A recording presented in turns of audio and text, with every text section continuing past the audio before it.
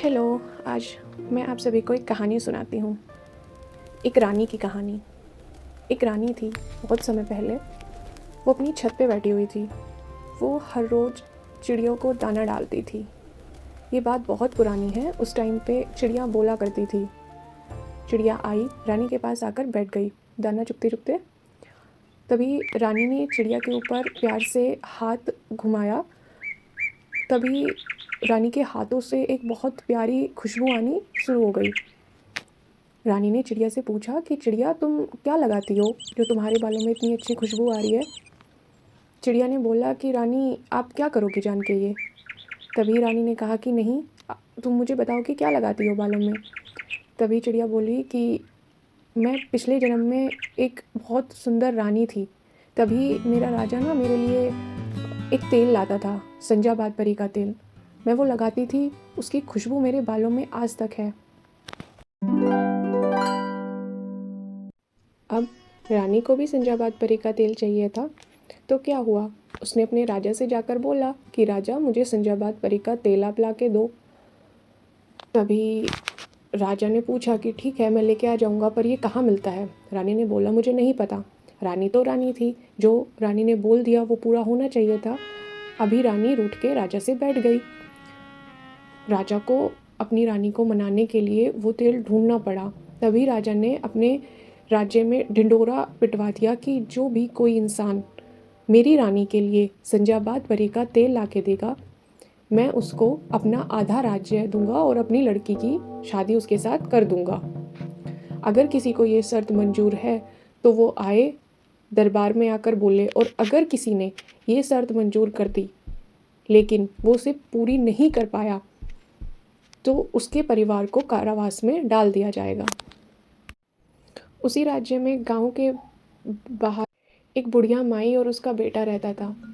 बेटे ने बोला कि माई, हम बहुत गरीब हैं, क्यों ना मैं ही जाके राजा के लिए वो तेल लेके आ जाऊं, इससे शायद हमारा जीवन सुधर जाएगा।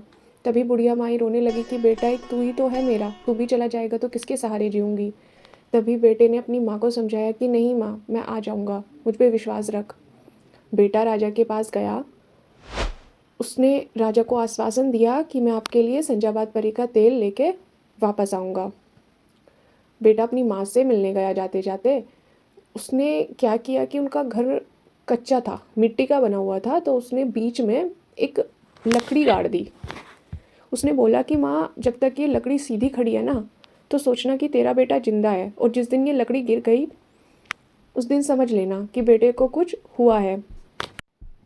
माँ ने बेटे के लिए रोटियां बना दी रास्ते में खाने के लिए, और प्याज और नमक दे दिया कि बेटा इसके साथ खा लेना। सब्जी बनाने के पैसे तो उनके पास नहीं थे, और बड़े प्यार से एक कपड़े में बांध के उसको दे दिया। बेटा चल दिया।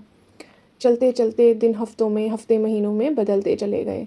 माँ ने बेटे को बोला था कि बेटा, कभी रात को मत चलना, रात को जहाँ भी हो सके बैठ जाना, खाना खा लेना और सो जाना, लेकिन चलना मत।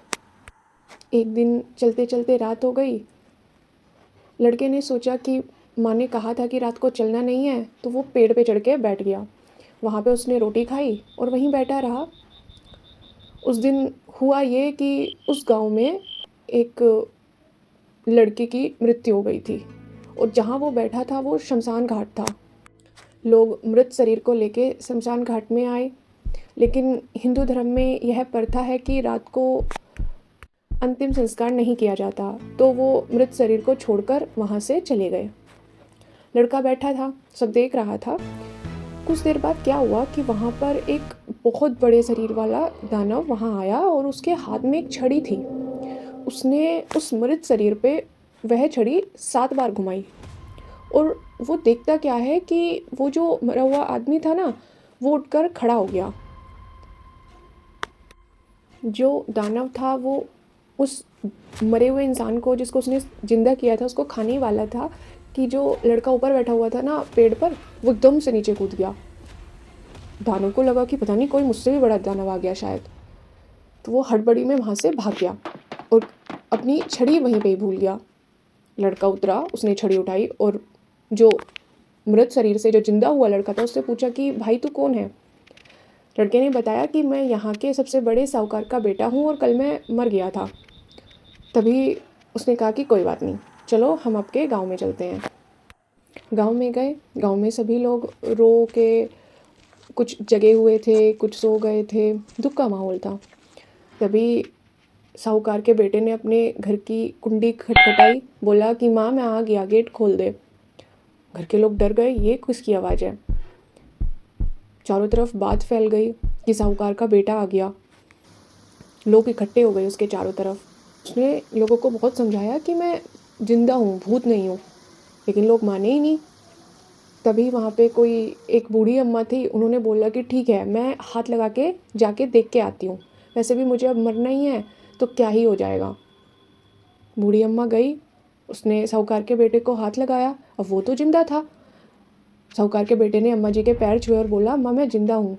धीरे धीरे लोगों से बात करी, उससे कुछ सवाल पूछे गए, उसने सही जवाब दिया तो लोगों को विश्वास हो गया कि हमारा बेटा जिंदा होके वापस आ गया। तभी उसने बताया उस लड़के के बारे में कि कैसे उसने उस छड़ी से उसको जिंदा कर दिया।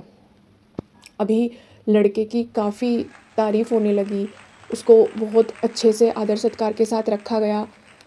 आखिरकार उसने साहूकार के बेटे को जिंदा किया था।